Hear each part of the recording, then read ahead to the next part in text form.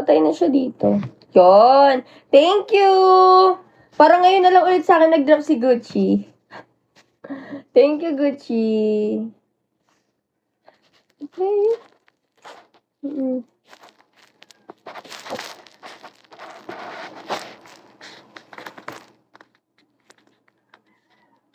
Baby Kalma. Thank you!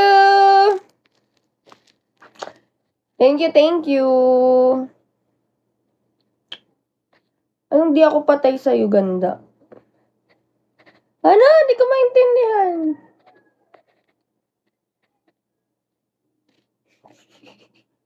Shall we? Guys, wait lang. Need ko na mag-end live. Papunta na yung paghatidan ko. Baka bigla ko maban eh. Bawal na daw kasi iwan yung sa ano. Pag nagla-live ka, bawal na daw iiwan din habang nakaano ka. Mababan ka na daw agad nun.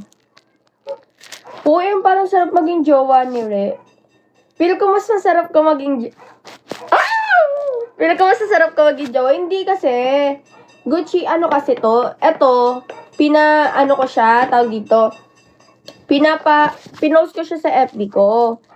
Tapos, ano yan, Mindfree paunahan. Ito yan. Ayan, lahat yan pina-Mindfree ko. Ito yan, ito. Walang bayad. Mga babae.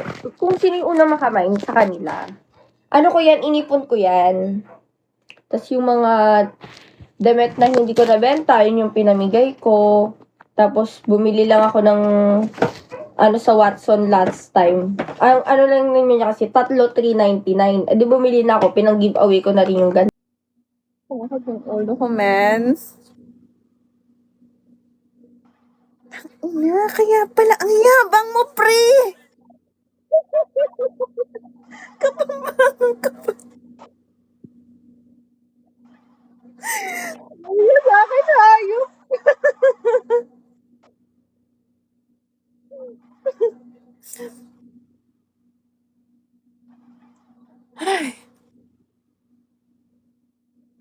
I really don't like talk shit people. Alam mo yun. Waste of time. Kakainis. Alam mo. Ay, nako. Pero I think naman mapagkakatiwalaan naman siya sa part na bumili sila ng, kasi ba't niya alam yung mga property namin na ano. They are malakas. Nangyayari ko doon. Nga. Paano yan? Paano ba yan? Magaling magaling. Pero ano ko na yung, niya, boses na, kasi malalaman mo yung boses sa pagsasalita, pag Kapampangan, meron punto, diba?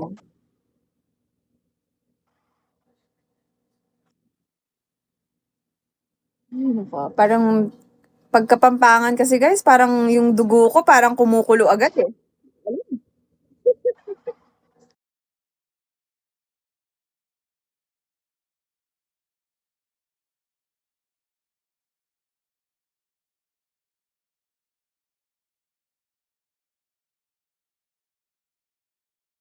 Kapampangan, na may Tagalog na may lambing na, ewan ko. Tapos meron naman yung mga Ilocano, yung R nila